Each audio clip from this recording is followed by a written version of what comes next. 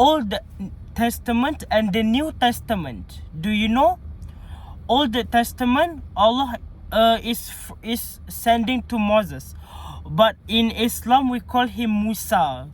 Jews and Christians call him Moses. And the New Testament, Injil, Taurat is Allah sent to Musa.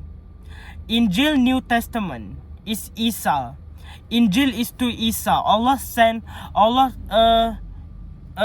the Injil to Isa. Zabur to Daud, and the last one, Allah sent down the Quran to Prophet Muhammad. They have 4 sculptures.